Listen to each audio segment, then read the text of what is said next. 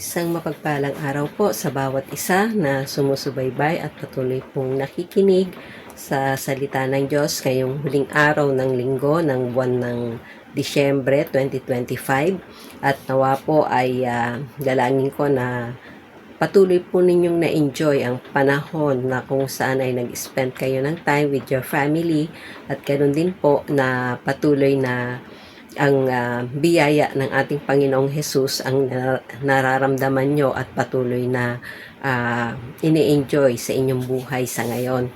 So last 2 weeks ago po, although last week po ay ang yung pong tinalakay natin ay about kay Dr. Miles Monroe at nawa po ay nabuksan ang inyong isipan bawat isa na hindi lamang po sa boyfriend kundi maging sa girlfriend at nawa po ay naging bukas ang kaisipan ng mga kabataan, especially yung mga hindi pa talaga handa sa relationship. Darating din po yan sa inyong buhay kung alam na ng Panginoon na handa na kayo at responsable na kayo para humawak ng mga relationship na hindi lang pang temporary kundi for lifetime.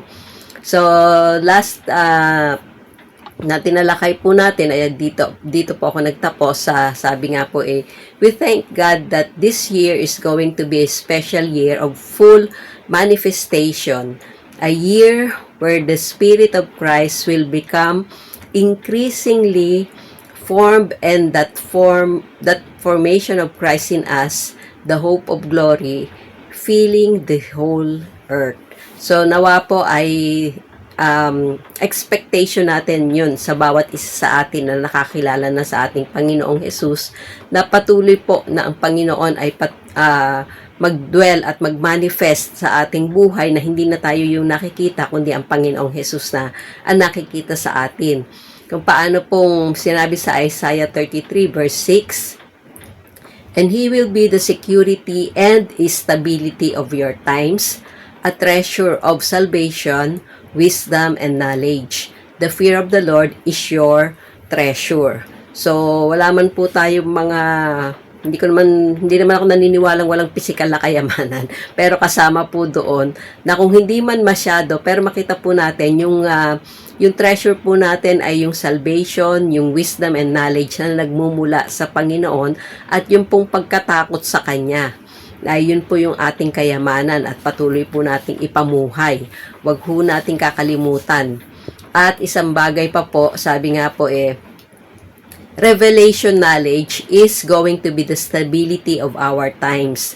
Na ibig pong sabihin ay yung hindi lang yung head knowledge, kasi marami namang tao na pwede magkaroon ng head knowledge at meron pang iba-ibang perception yan sa pagdating sa knowledge na nakuha nila. Pero makita po natin yung revelation na mismong ang Panginoon na magsasabi sa iyo ano ang ibig sabihin ng kanyang salita, ano ang kanyang ipinapahayag personal sa iyo, ay makikita po natin na ito po yung magpapaging matatag sa atin sa mga darating pang panahon, dahil alam po natin na about sa prophecy ay talagang masusubok po kung gaano tayo katatag sa ating pananampalataya. This revelation will lay a foundation and formation of the manifestation of the Christ in us. So, talaga pong i-reveal kung nasa sa atin si Kristo, kasi hindi naman po lahat ng nagsasabing Kristiyano ipinamumuhay si Kristo. So, it's about time po na talagang makita natin sa ating sarili na ipinamumuhay ko ba si Kristo. Tanungin natin at i-evaluate natin, nakikita ba sa akin si Kristo? At yung pong all that God is going to do is to reveal what He has placed inside us from the beginning of time. So, yun po yung talagang manifestation ng ating Panginoong Hesus sa atin. At yun pong magiging resulta nito. Unang-una, first, we become the man and the woman God wants us to be. At second po, yung our domain is where God is expanding and maturing us. So kung saan man po tayo naroroon ngayon, mapa-business yan, mapa-trabaho yan, mapa sa eskwelahan yan, Diyan po kung saan kayo nag-i-spend ng more than 8 hours a day. Yan po yung domain na ipinagkaloob ng Panginoon sa inyo. O kung nasa bahay man kayo, di kasama rin yun, na doon kayo nilagay na para mag-expand at mag-mature. Para po yung mga bagay na kung willing kayong matuto lang naman. Yon. Kasi kahit na tagal-tagal nyo nang naandyan sa lugar na kung saan kayo nilagay ng Panginoon, pero hindi ka willing na maging responsabling matuto at patuloy pong gawin yung action na dapat mong gawin, hindi ka matututo at hindi ka magmamature. Pangatlo, yung pong anticipation po natin ng ano yung magiging manifestation ng ating Panginoong Hesus sa atin. The manifestation of the Son of God in the sons of God will be a reality. We are going to see more evidence of Christ in us. Yung mga bagay na akala mo hindi mo kayang gawin, pero dahil nasa sa iyo si Kristo, ay makikita mong magagawa mo at hindi ka aasa sa sarili mo lamang lakas. So, sabi nga po whatever you are gifted in is the key to your progress and your progress is the key to your process and your progress and your prosperity. So, lahat po ng tao, may pinag-aralan o wala, may gift po na ipinagkaloob ang Panginoon. Makita lamang nyo po yan hindi sa inyong pananaw o sa pananaw ng ibang tao, kundi sa pananaw ng Panginoon. At kung kilala mo ang Panginoon, alam mong binigyan ka ng gift na ikaw lang ang makakagawa at hindi magagawa ng iba. So, what keeps you alive is staying in your mastery. Whatever your master makes you valuable. So, yun po yung makita po natin na ano yung pinagkaloob sa iyo ng Panginoon na gift. Pagbutihin mo, pagyamanin mo, i-upgrade mo, at patuloy na makita po natin yung value mo bilang tao at bilang hindi lang do sa ginagawa mo, pero ikaw mismo sa sarili mo, bibilib ka sa ginawa at patuloy na ipinagkaloob sa iyo ng Panginoon. So, we thank God that this year is going to be a special year of full manifestation. Noong 2026 po, a year where the Spirit of Christ will become increasingly formed, and that formation of Christ in us, the hope of glory, filling the whole earth. Hindi lang ho para pansarili natin or pampamilya lang natin, pero yun pong makaabot tayo sa iba, ang patuloy po na ipinagkakaloob ng Panginoon. Kaya nga yung mga hindi natin kaya, kakayanin natin dahil nasa sa atin ang Panginoon. So, dito po tayo sa part 2 ng Advancing God's Kingdom, at ito po ay tumutukoy doon sa kanyang promises. Ano po ang mga promises ng Panginoon? Unang-una, yung accelerated prophetic fulfillment. Second, yung abundant provision and supply. So, hindi ho tayo pagkukulangin kung kayo ay naniniwala kahit na po anong mangyari sa ating ekonomiya. Pangatlo, awesome protection from sin, sickness, and disease. Pang-apat, action-packed progress. At panglima, accurate strategies that will be good for churches to flourish in will be revealed. So, handa na po ba kayo na patuloy na angkinin ang mga pangakong ito ng Panginoon? So, unang-una yung first, yung accelerated prophetic fulfillment. We have to keep our minds intact and focused as we see Christ made manifest in our lives. So, kasama po yun sa ipinangako ng Panginoon at lalo na ngayon sa nalalapit niyang pagdarating. So, as accelerated prophetic fulfillment, there will be no more delays, there will be no more postponement. So, we reap what we have sown in tears with joy. So, lahat po ng mga pinagdaanan natin, mga sumakitan natin, or yung mga bagay na naranasan natin before, isang bagay po na makita natin na yun ay tumutulong at tumulong upang maporma tayo kung sino tayo ngayon. paano tayo naging matatag, paano tayo naging malakas, at paano natin tinitignan ang mga bagay-bagay ng ayon sa salita ng Diyos at ng ayon sa kanyang pananaw. Hindi yung pananaw natin. Kasi kung sa pananaw lang natin, lalo na kung may mga nagsusulsul sa atin na mga mahal natin sa buhay, panghihinaan ka ng loob. Pero kung lagi po na ang salita ng Diyos ang basihan natin, kung paano nating vinavalue ang ating sarili. Namatay nga yung Diyos ng mga Diyos para sa atin, para tubusin tayo sa kasalanan. Paano niyang hindi tayo i-value? So makita po natin na yung pong mga bagay na nais ng Panginoon na ipakita sa atin sa kanyang yung mga expectation natin na hindi nangyari. Yun. Kasi hindi pa yun yung timing, tamang timing ng Panginoon para mangyari. Kaya nga po, all delayed healing, all unanswered prayer, all unfulfilled promises will come to pass. It will come to pass supernaturally that we will learn to relive the life that we should live. Yan. Kasi minsan, yung bagang ganito na lang ako, ikaw mismo nagdedeklara sa sarili mo na hindi ka na mababago. So, hindi kasalanan ng Diyos yun. Kasalanan mo yun kasi yun ang pinaniniwalaan mo at yun ang kino-confess ng bibig mo. Diba? Out of the abundance of the heart, the mouth speaks. Kaya nga, life and death are in the power of the tongue.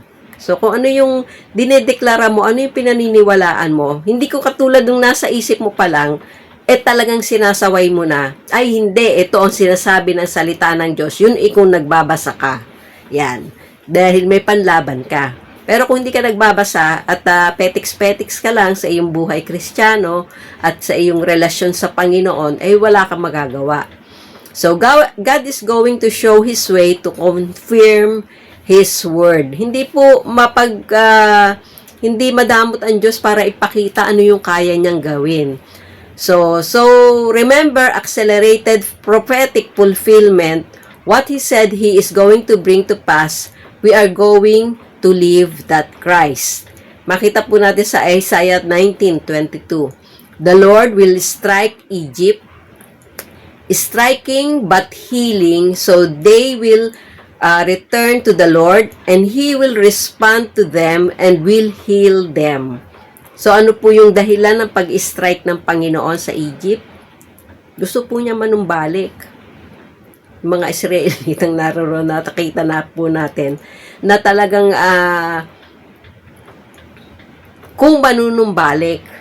Actually, may mga pangyayari sa buhay natin na kaya tayo hinahayaan ng Panginoon na dumaan sa mga karamdaman, sa mga pangangailangan, kasi gusto niyang manumbalik tayo sa Kanya, na siya lang talaga yung magiging muog at patuloy na sandigan natin sa mga panahon ng pangangailangan. Yun ay kung maayos kang gumagamit ng Kanyang mga resources. Hindi naman tayo pagkukulangin ng Panginoon Kaya lang, minsan may pagkakataon, tingin natin kulang. Yan, tingin lang naman, kulang. Pero pag lagi mong sinasabi na, Lord, alam mo yung pangangailangan ko, hindi mo ako pagkukulangin. Then, expectant ka na may pagkakaloob ang Panginoon sa'yo. Faith ba yun? Ikaw makakasagot. Bakit kasi mananalangin ka kung hindi ka nag-e-expect ng sasagot ng Panginoon? Okay? So, makita po natin na nais ng Panginoon na yun pong pananampalataya natin sa Kanya ay patuloy na lumago, lumalim, at paniwalaan natin kung ano po yung Kanyang sinasabi. So, what we think and what we see happen are two different things. But we got to think of what the Holy Spirit is saying so that we can see accelerated prophetic fulfillment. So, isang bagay po na makita natin, marami tayong pwedeng isipin or pwedeng masabi. Pero ano po ba yung sinasabi ng Banal na Espiritu sa mga sitwasyon na kinaroroonan natin? Sabi po dito sa Jeremiah 33 verse 6, Behold, in the restored Jerusalem, I will bring to it health and healing, and I will heal them, and I will reveal to them an abundance of peace, prosperity, security, stability, and truth. So, hindi po nawawala yung truth, yung katotohanan sa kung ano sinasabi ng Panginoon, at dahil sa pagmamahal niya po sa atin, nais po niya na talagang lumalim tayo sa pagkakilala sa Kanya at patuloy pong lumago sa ating relationship sa Kanya. Gaano man tayo katagal na nga sinabi nating nakakilala tayo sa Panginoon, pero gaano tayo lumalim, gaano tayo patuloy na nagmahal at sumusunod sa Kanya sa kabila ng mga setbacks na naranasan natin, sa kabila ng mga kabiguan, 'di ba? Nagtampo ka na ba sa Lord? At ayaw mo nang sumunod ulit. Bakit? Dahil tingin mo mas makakaya mo? Good luck. Okay? So, yung pong accelerated na prophetic fulfillment, sabi po sa Malakay 4 verse 2, "But for you who fear my name, the Sun of Righteousness will rise with healing in its wings, and you will go forth and skip about like calves from the stall." So, isang bagay po na makita po natin, doon lamang po sa mga may takot sa pangalan ng Panginoon. Sabi nga po, yung Sun of Righteousness. At kung nakikita nyo po yung mga nangyayari sa ating bansa sa oras na to, yung mga exposure sa mga corrupt practices, kasama na po yan sa ipinangako ng Panginoon. Makikita po natin mamaya. At isang bagay po na makita natin, syempre, sisimulan po sa atin na patuloy na kung saan man tayo nilagay ng Panginoon sa ngayon, doon po nais ng Panginoon na ipakita natin yung pagiging makatwiran. Hindi ho yung nangangatwiran. Yung pagiging makatwiran na maayos, na patuloy po na ang goal natin ay si Kristo ang maitaas. Then, pangalawang pangako po, yung abundant provision and supply. Sabi po sa Deuteronomy 28:46-47, "They will be a sign and a wonder to you and your descendants forever." O, biro nyo yun ha. To you and your descendants. May pangako pa. Kung dumating ang time na tayo ay dinagit na ng Panginoon, or kung naiwan mo kayo, pero kasama po yung descendants natin forever. "Because you did not serve the Lord your God with a heart full of joy and gladness for the abundance of all things with you when He blessed you." Ayan. Yun naman po ang "They will call peoples to the mountains," sa Deuteronomy 33 verse 19, "They will offer righteous sacrifices, for they will draw out the abundance of the seas and the hidden treasures of the sand." So, there is wisdom for wealth creation. Even in this time, even in this, there will be an abundant supply in Goshen, and there will be no lack. So, bagamat nagkakaroon po ng paghihirap sa iba-ibang parte ng mundo, pagkukulang, pero isang bagay po na makita natin sa atin ng mga nanampalataya sa Panginoon, at maayos po ang pagmamanage sa mga finances natin. Yung pagbabudget, yung pag-i-invest, at yung mga patungkol sa business, at yung pag-honor lalo sa Panginoon, na hindi nyo ipinanghuhuli, kundi laging una. Dahil ina-acknowledge po natin na ang Panginoon ang source ng lahat ng meron tayo sa buhay ngayon. At pansamantala lang po ito, dahil meron tayong tinatanaw na mas magandang buhay sa hinaharap, lalo na kung nasa piling na tayo ng Panginoon. So, yung spirit man ho natin, itong katawan natin, iiwan lang natin to. Papagod to, tumatanda.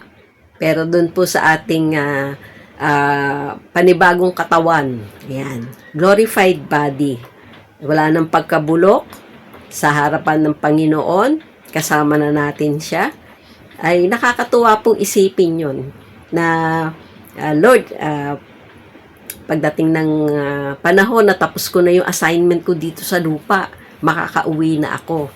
Diyan na ako sa piling mo. May grand reunion na. Okay, kahit yung mga hindi po natin kakilala.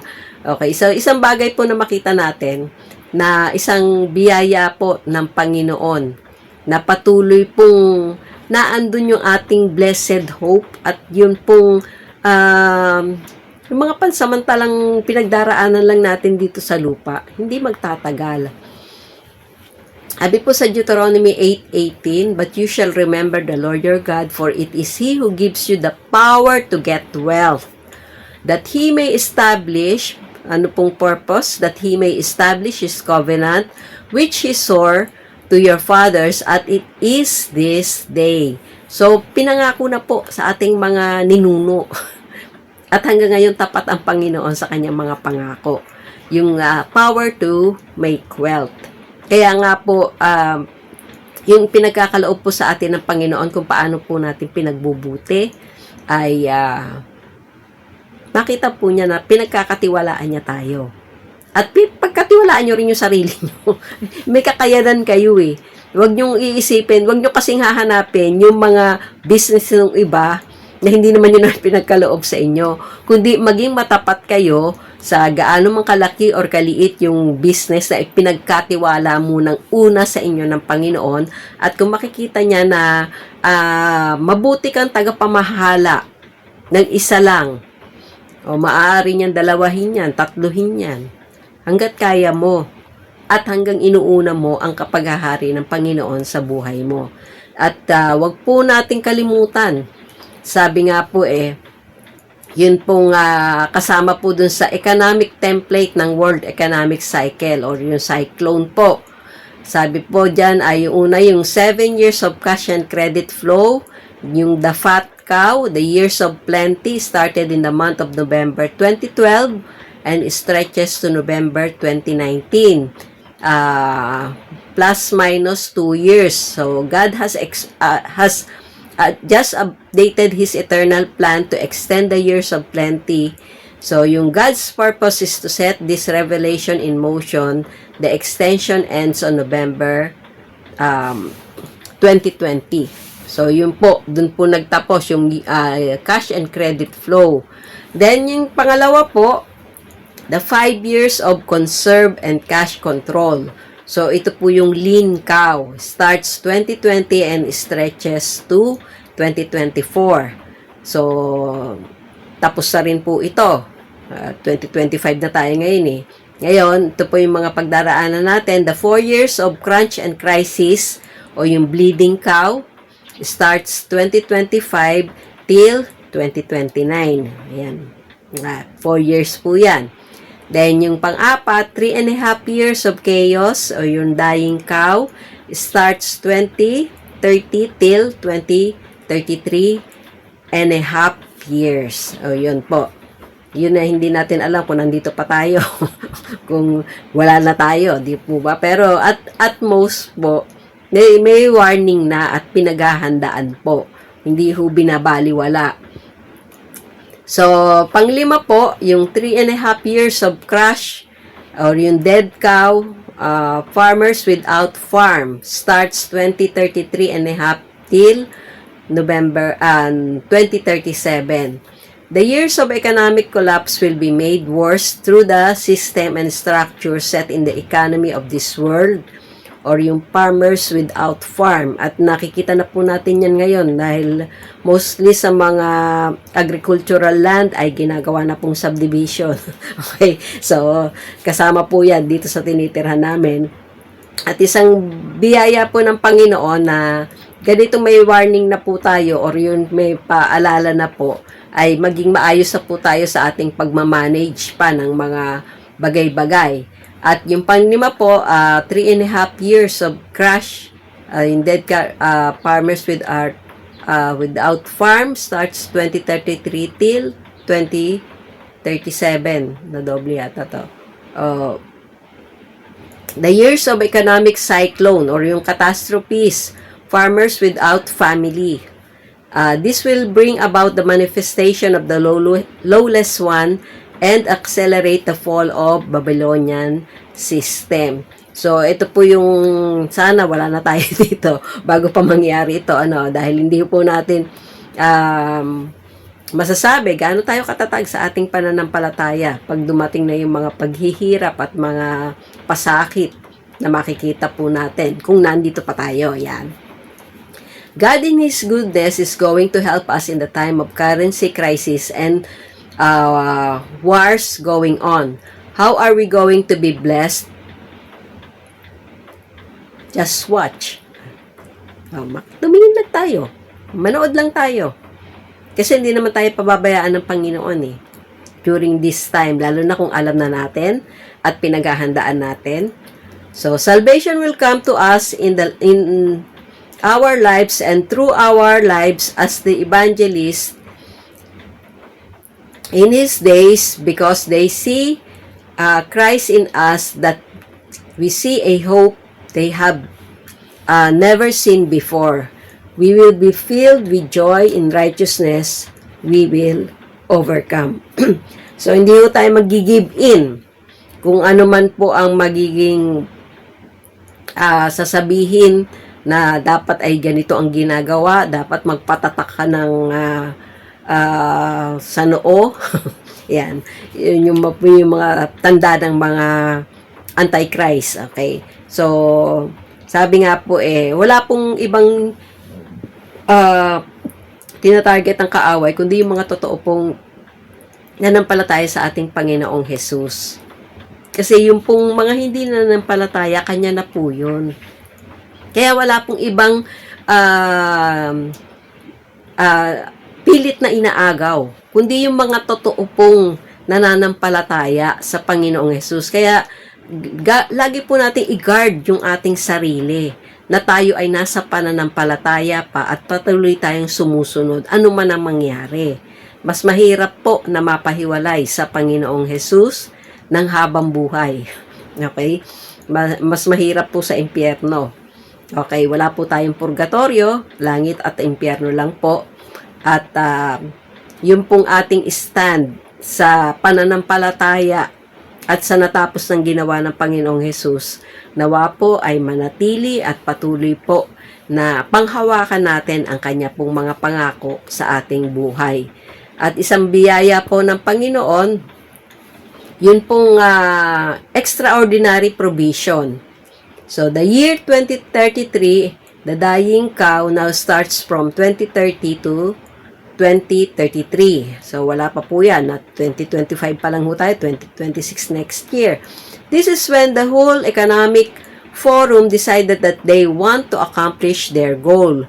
We are not afraid of what the devil has planned. We are afraid that we have no plans. So, yun po yun, yun. Wala tayong kaplano-plano. Okay?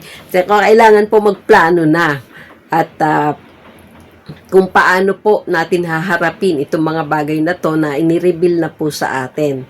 So, isang biyaya po ng Panginoon na patuloy po nating pag-aralan. At sabi nga po, this is the danger. We have no plans to succeed. Yan. No plans to come out of this. When we don't think, the devil has thought that we are set up in a trap. That is why we have our last chance to collect our money as we go. Financial resources, skills, technologies, all these are going to return back to the house, and we are going to be carriers of it.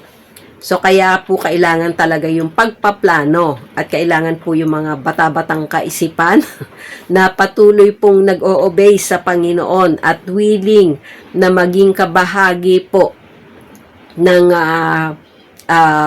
planning para po sa mga bagay pong mga darating pa. Hindi lang po para sa sarili, kundi po yung para po sa makakabuti sa nakakarami na makikinig at tatanggap. Okay? So, third po sa promises ay yung awesome protection from sin, sickness, and disease. Ayan. So, sa panahon po natin ngayon, laganap ang mga sakit.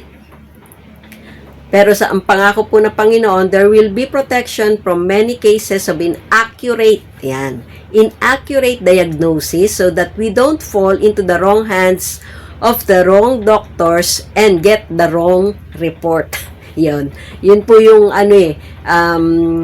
sabi nga po maraming practicing doctors ngayon, pero yun pong maging confident ka na yun pong sinasabi ng doktor mo ngayon, kasi hindi ba minsan may mga pagkakataon, pag pinagawa ng examen sa atin, wala namang diferensya bakit pinagawa pa yung ganito? Naniniguro lang po. Yun. Para yung bagang sa kanila pong profesyon, kasama po yun na kailangan na siguraduhin nila na talagang tama po yung diagnosis para yung tamang gamot at yung tamang dosage ng gamot at tamang pag-inom ay siguraduhin natin sinusunod natin. So, yung isang biyaya po ng Panginoon na talagang yung pong kagalingan, hindi po siya nagmamaliw sa pagpapagaling. At sabi nga po sa Isaiah 53 verse 5, "But He was wounded for our transgressions, He was crushed for our wickedness, our sin, our injustice, our wrongdoing. The punishment required for our well-being fell on Him, and by His stripes or wounds, we are healed." So, lagi po nating angkinin ito na by your stripes, Lord, I am healed. You are wounded, Lord. Pero, gawin po natin yung responsibilidad natin na pangalagaan yung ating katawan na templo ng Banal na Espiritu. Minsan, iingatan naman ako ng Panginoon. Yabang mo. Kumakain ka ba ng maayos? Kumakain ka ba ng masustansya? Natutulog ka ba ng maaga? Puro junk food ang kinakain mo. Puro soft drinks. Yan po minsan tatanungin din natin sa ating sarili. Kasi po kasama sa pangangalaga sa ating physical na katawan na alam naman nating nabubulok. Temporary lang to. Yan. Tumatanda. Kumukulubot. Yan. So, pero hindi po inaalis ng Panginoon yung responsibilidad natin na pangalagaan ito habang tayo po ay pansamantalang nakatira dito.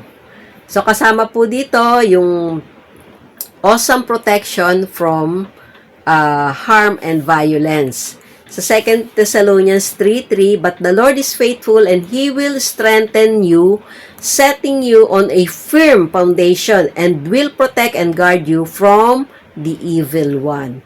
Yes, pangako po yan ng Panginoon. Pero kasama po doon na wag na rin tayo magpapagabi ng uwi kung hindi naman kinakailangan unless na necessary talaga. At isang biyaya po ng Panginoon na lalo na sa panahon natin ngayon na parang ang bilis dumilim. Yan. Ay ingatan po natin ang ating sarili at kung may mga kaibigan po tayo na mahilig sa away, ay wag na po tayo makisama. Okay? Isang bagay po na para maingatan at hindi po kayo mapasama sa gulo. At sabi pa po, yung awesome protection from the wicked plans of men. Ayan. May mga nagpaplano po ng masama laban sa atin. Pero sabi po sa Psalms 121 verse 7, "The Lord will keep you from all evil. He will watch over your life." Biro niyo yung pangako ng Panginoon na siya yung magbabantay sa ating buhay. Dahil may itinakda lang po siyang buhay natin dito sa lupa. Kaya kailangan matapos natin yung purpose natin habang tayo ay, pansamantalang nakatira po dito sa lupa.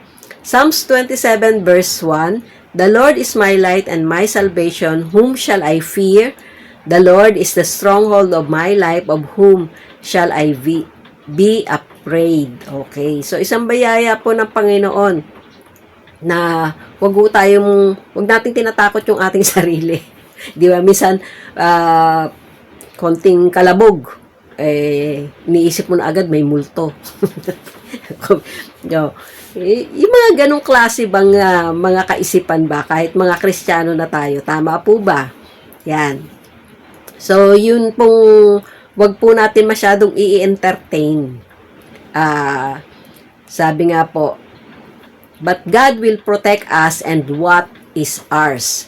Sasabi po sa Psalms 91 verse 1 to 2, He who dwells in the shelter of the Most High will abide in the shadow of the Almighty. I will say to the Lord, my refuge and my fortress, my God in whom I trust. Kung dumating po ba ang mga paghihirap sa buhay, ay talagang masasabi niyo pa rin ito. Lord, you are my fortress, my refuge, my God in whom I trust. Sana po ay walang magkamaling pagdudahan itong pangako ito ng Panginoon. Dahil tapat po siyang nangako. At patuloy po niyang gagawin ang kanyang mga ipinangako. Ano po yung responsibilidad naman natin? So, sabi po sa James 4:7, Submit therefore to God. Resist the devil. Okay. Unang-una, bago ka mag-resist, mag-submit ka muna sa Diyos. Kasi minsan yung ibang ginagawa, nagre-resist na lang, pero hindi nagsasubmit sa Diyos. So, resist the devil and he will flee from you. So, kahit i-resist mo yan, kung hindi ka nagsasubmit sa Panginoon, hindi aalis yan sa'yo. Kasi siya pa rin yung Panginoon mo eh. Pero, kung nag-change ng Lord ka na, at talagang sa Panginoon ka na, the moment na mag-resist ka, alis na agad yan. Hindi na mananatili. Sabi sa Numbers 14:24, But my servant Caleb, because he had another spirit with him, and hath followed me fully, him will I bring into the land whereinto he went, and his seed shall possess it. Hindi lang kay Caleb, but even doon po sa kanyang mga seed or yung kasunod na generation. Kaya pag titignan po natin yung pangako ng Panginoon, hindi lang para sa atin, kundi para sa mga anak natin. At kung yung mga anak natin sumunod, para sa mga apo naman natin. Nakakamangha po talaga ang pangako ng Panginoon. At yung thankful heart, pangako pa lang yun. Maaaring hindi na natin makita mangyari. Pero alam natin na tapat yung nangako. So, isang bagay po na makita natin na patuloy na ang Diyos ay tumutupad sa lahat po ng kanyang ipinangako. Huwag ka lang aalis sa kanyang piling. Okay? At pang-apat sa pangako ng Panginoon, action-packed progress. Ayan. The development of our lives in the Spirit will bring us into the place of overcomer. So, hindi ho tayo basta victorious lang, pero tayo po ay overcomer. Sabi po sa Job 42 verse 2, I know that you can do all things and that no purpose of yours can be thwarted. So, yung pong confidence ni Job sa Panginoon na kaya po niyang gawin ang lahat ng bagay at wala pong layunin ng Panginoon ang patuloy pong magkakaroon ng hindrance. Dahil siya po yung patuloy na tutupad ng kanyang mga ipinangako sa ating buhay. Antayin nyo lang, huwag kayong mainip. Okay? Sabi po sa 1 Timothy 4:15, Practice and work hard on these things, be absorbed in them. Completely occupied in your ministry so that your progress will be evident to all. Para po sa lahat ito, hindi po yung sa mga nagtatrabaho lang, kahit ho kayo nasa inyong community lang, kaya po kayong gamitin ng Panginoon sa ministry kung willing lamang po kayo at kung kayo po ay patuloy na nag-aaral din. Yung kahit yung mga simpleng pagsasaulo ng mga salvation verses na pwede nyong ibahagi habang nagsasalita kayo na hindi nyo kailangan magbuklat ng Bible dahil yung iba ay naaalangan or yung sa inyong cellphone. Pero lagi po may paalala ang banal na spirito sa kung ano po yung sinasaulo natin. At yung pong nasa sa atin na. Kusa na lang lalabas yun. So, more on our part po ang kinakailangan natin. So, those who live by the Spirit will not gratify the flesh. Sabi po sa 2 Corinthians 4:16, therefore, we do not become discouraged or yung spiritless, disappointed, or afraid. Though our outer self is progressively wasting away. Yan, yun po yung katotohanan eh. Yet, our inner self is being progressively renewed day by day. So, dahil tayo po ay spirit man, talagang ang importante, alam naman natin na yung physical nating katawan talagang tumatanda yan. Wasted away nga eh. Pero yun pong inner man natin, yun ang patuloy na lumalakas. Dahil spirit man tayo at pagdating po natin sa harapan ng Panginoon, ay yung ating spirit man na malakas, na nag-overcome, at patuloy po na naging matagumpay sa laban dito sa mundo. Yan. Makita po natin na glorious yung ating magiging kinabukasan sa harapan ng Panginoon. At wag po tayo matakot iwanan yung mundong ito. Mas mahirap pa po dito kaysa sa naandun po tayo sa piling ng Panginoon. Kaya mas hangarin po natin na patuloy pong umuwi o makapiling po siya sa habang buhay. So, we will know our identity in Christ that is not of this world. We are going to talk and walk more and more like Him.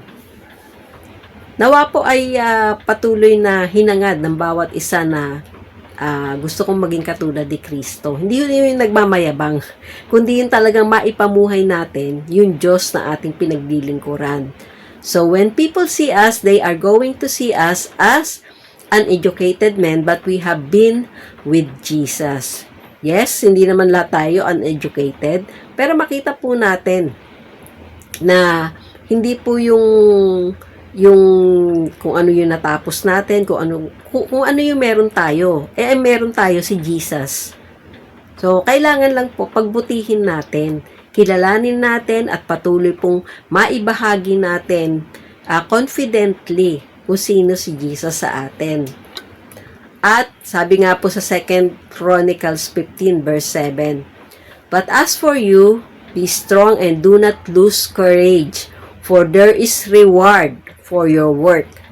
Lahat po, hindi po yung gagawa ka dahil may inaasahan ka lang, pero gumawa ka dahil mahal mo ang Panginoon. At gusto mong kung paano yung puso niya na maligtas, yung kaya nga niya ibinigay yung kanyang buhay para maligtas ang marami natatanggap sa kanya. Yung sa paraan niya ng pagliligtas sa mga tao sa kasalanan. Makita po natin may reward sa atin pong mga gawa. Hindi man dito sa lupa, pero alam po natin na kung ginawa natin yung ipinapagawa ng Panginoon, hindi mo kailangan ng recognition ng maraming tao. Ma-recognize ka lang ng Panginoon. Itong anak kong ito, gumagawa, umaabot sa mga hindi pa nakakakilala sa akin. Tinutulungan kung paanong lumago. Naglalaan ng oras, ng panahon, ng pag-aaral, upang patuloy po na makakilala sila at patuloy na maakay sa katotohanan. At panglima po sa mga pangako, accurate strategies for churches to flourish in will be revealed. So, God will reveal accurate strategies that will be good for churches to flourish. This will be one of the instructions that will increasingly grow until the last days of His return. So, kung paano pong ipinangako yan, yung accurate strategies, kasi wala naman pong isang strategies na nagwo-work sa isang lugar or sa isang community. Pero, ano po yung ibinibigay ng Panginoon na strategy po upang makaabot ka, lalo na kung desire mong makaabot ah, sa mga tao sa community mo, sa mga kakilala mo. So, when we are carriers of His presence, everyone will know. Yon. They see the favor of God upon us. We will see the demonstration of the power of His grace, glory, and goodness in the land of the living. So, yun pong hindi nyo lang po alam, yung may mga kakilala kayo na bigla nyo nakita at nabati kayo at makita po nila na pag nagbalita kayo ay hindi po yung lulugo-lugo. Yan. Or yung, syempre, pagka may namatay naman sa atin, di ba? Natural lang na malungkot. Pero yun pong confident ka na, alam mo kasi kung saan na siya pumunta. Mas maganda na yung lugar na kanyang pinuntahan. Or kung meron mang karamdaman, na andun yung lakas na binibigay ng Panginoon sa iyo upang patuloy na matugunan yung pangangailangan ng mga may sakit. So, we are changed in the name of the Lord Jesus Christ that today we will walk worthy of the call of God in our lives, that we will not fear. So, hindi ho tayo matatakot. Baka ma-reject ako. Hindi ikaw ni-reject. Yung mensaheng dala mo. Pero, isang bagay po na makita natin na kung atin pong pinapanalangin at yung mga simpleng kwentuhan lang na hindi ka naman masyado magiging spiritual na wala ka nang binanggit kundi naalangan na pati yung mga nakikipag-usap sa iyo. Kasama po yan sa pinag-aaralan na patuloy na makita po natin. At isang biyaya po ng Panginoon na kung willing po tayo, hindi pwedeng hindi ka gagamitin ng Panginoon Sabihin nyo lang po, gagamitin ako ng Panginoon para makaabot sa iba. At maging willing ka na mag-alaga. Yun lang man po na nais ng Panginoon Especially dun sa atin pong lagay ngayon na magkakaiba tayo ng lugar. Ang dami nga nating lugar di ba? Pero isang bagay po na makita natin, makakagawa ang Panginoon through us kung willing lang man po tayo na patuloy na magpasubmit sa Kanya. Hindi po hahayaan ng Panginoon na masayang yung ating oras.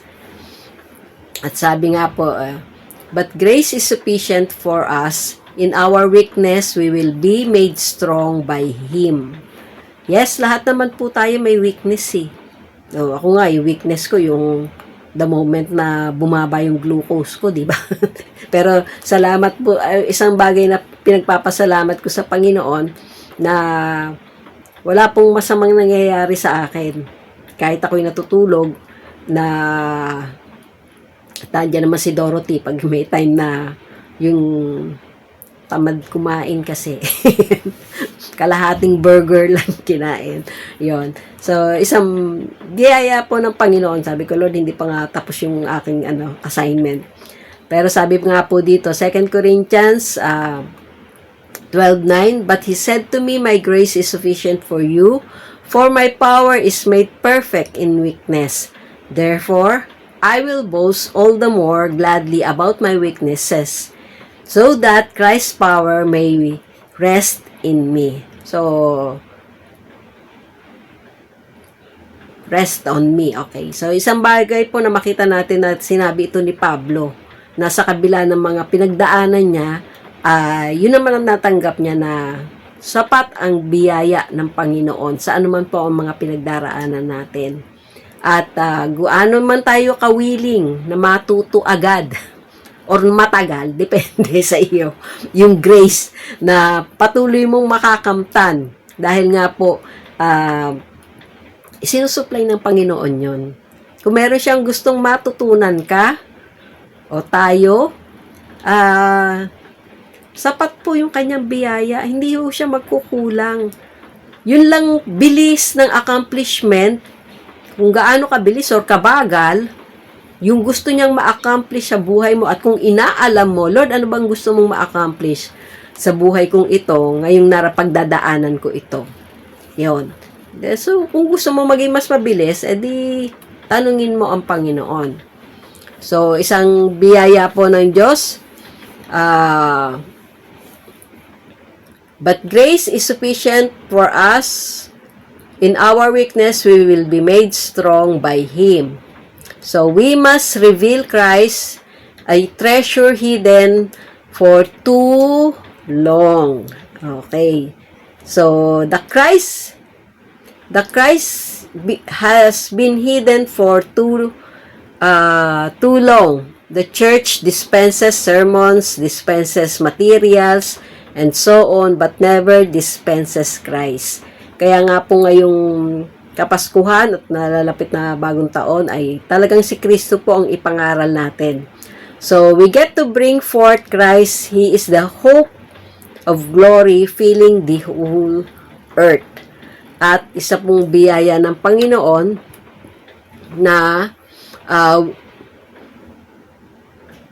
Colossians 1:27, to whom God would make known what is the riches of the glory of this mystery among the Gentiles, which is Christ in you, the hope of glory. So, isang biyaya po ng Panginoon na yun pong limang pangako ng Panginoon sa ating buhay. Unang-una po, yung accelerated prophetic fulfillment, abundant provisions and supply, awesome protection from sin, sickness, and disease, action-packed progress, accurate strategies that will be good for churches to flourish in will be revealed. So, hindi po tayo nagpaparamihan lang, pero isang bagay po na ikinumand sa atin ng Panginoon na abutin yung mga hindi pa nakakakilala sa Kanya. At na bawat isa po sa atin ay meron pong nakalaan ng mga tao na atin pong aabutin na tayo lamang po ang makakapagbahagi dahil tayo ang may relasyon sa kanila at patuloy po na makita natin na kaya tayong gamitin ng Panginoon kung willing and obedient lamang po tayo. Sa yung pong mga pangako niya sa atin at sa ating pamilya ay patuloy po nating panghawakan. Hindi po nalilate ang Panginoon sa pagtupad sa kanyang mga pangako. Baka lang po may hinihintay siyang makita sa atin na pagsunod at patuloy pong pagpapasakop sa kanyang kalooban sa ating buhay. Maaaring sariling kalooban natin yung gusto natin, kaya hindi nangyayari, at maaaring may mga pagkakataon na nangungusap sa iyo ang Lord, pero hindi mo sinusunod. So, it's between you and the Lord po, pero dalangin ko na yung pong mga bagay na ito na kanya pong ipinangako at higit sa lahat yung pong manifestation niya sa ating buhay, sa buhay ng bawat isang mananampalataya, mapananay, tatay, estudyante, bata, ay patuloy pong gamitin ng Panginoon para ipahayag ang kanyang kaligtasan at patuloy pong matutong mangalaga ang bawat isa para po sa higit na pagkakilala ng mga tao kung sino po si Jesus sa buhay natin. Nawa po ay patuloy kayong naging matatag sa inyong pananampalataya. Patuloy na hanapin ang kalooban ng Panginoon. Kung hindi nyo pa nakikita at kung nakita nyo naman na, lakaran nyo po. Para itong darating na taon at makita po ninyo kung ano po ang naisin ng Panginoon sa inyong buhay at kasama na po yung inyong mga kasunod na generation. So, isang pagpapala po ng Panginoon na nakilala natin siya ng personal, nagkaroon tayo ng personal na relasyon sa Kanya, at patuloy po na naririnig natin ang Kanyang tinig at nakakapangusap po sa atin ng Banal na Espiritu para po sa kapahayagan ng mga bagay na nais po niyang malaman natin. Amen po ba? So, tayo po ay manalangin. Aming Ama sa Langit, salamat po sa buhay ng mga kamanggagawa, mga nakikinig, Panginoon, sa oras na to. Dalangin ko po, Panginoon, patatagin mo ang kanilang pananampalataya at pagtitiwala sa iyo, O Diyos na banal. Kung meron man po silang mga panalangin na hindi pa nasasagot, dalangin ko po, Panginoon, ang patience sa paghihintay at patuloy po na biyaya mo ang mag-sustain sa kanila. Salamat po, aming Ama sa Langit, na tunay, Lord, na ikaw po ang patuloy na kasama naming lalakad, Panginoon, sa taong ito na darating, at patuloy po na ikaw ang magbibigay sa amin ng makikita po namin yung accelerated prophetic fulfillment ng lahat ng mga ipinangako mo, ang abundant provisions and supply, Panginoon, at tunay, Lord, na maging sa pagre-reveal mo po sa amin kung paano po, Panginoon, yung the power to make wealth. At thank you, Lord, sa iyo pong awesome protection from sin, sickness, and disease. Salamat po sa mga tamang doktor na aming pagpapacheck upan, at salamat din sa mga accurate na diagnosis, Panginoon. Thank you, Lord, for the action-packed progress sa bawat isang miyembro ng aming pamilya, at yun pong accurate strategies that will be good, Panginoon, sa iyo pong mga churches, parang patuloy po mag-flourish in, at yung pong mga handa na pong anihin ay patuloy po naming maani. Pagpalain mo po at salamat sa mabuting kalusugan ng bawat isa.